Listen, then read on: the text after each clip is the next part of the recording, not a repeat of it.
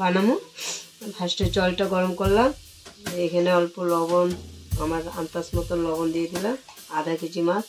হ্যাঁ, কাঁচামরিচ পেঁয়াজ সব কাঁচা কেটে দিয়েছি। হ্যাঁ, আর এখানে অল্প মরিচের গুঁড়া। হ্যাঁ, এখানে হলুদ,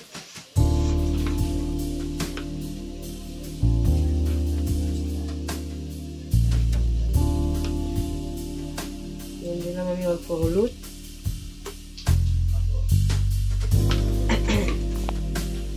এখানে দিয়ে দিলাম অল্প কাঁচা তেল।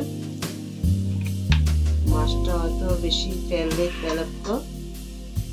কি মাছ মা? পঙ্কজ মাছ। পঙ্কজ মাছ। আচ্ছা, এটাকে এখন মাখবো।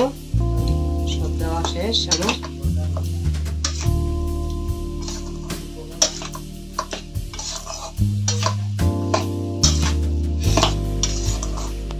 মাছটাকে এখন আমি এই যে গরম উতরানো জলের মধ্যে ঢেলে দেব।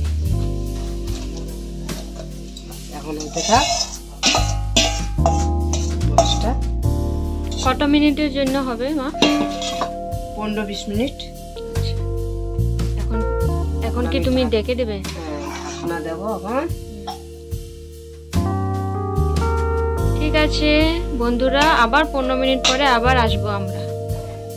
এখন আবার আসলাম 15 মিনিট পরে। এই যে মাছের তরকারি, পঙ্কজ মাছ। দেখাও ভালো করে। এই যে পঙ্কজ মাছটা।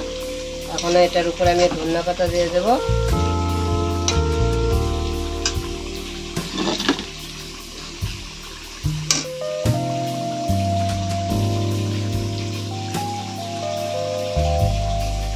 ঠান্ডার দিনে ধনিয়া পাতা খেতে বহুত দারুণ না মা?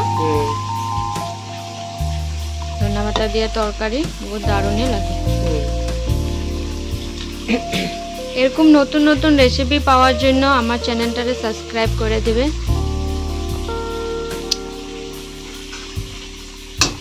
একবার খাইলে আর একবারও খেতে মন চায়।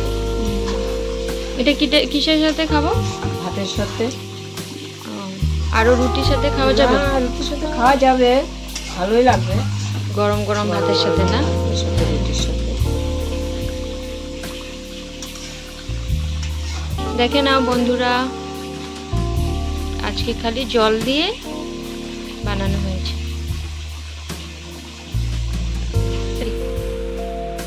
এখন আমার রান্না শেষ, আমি গ্যাস অফ করে দিলাম। এখন নামাবো।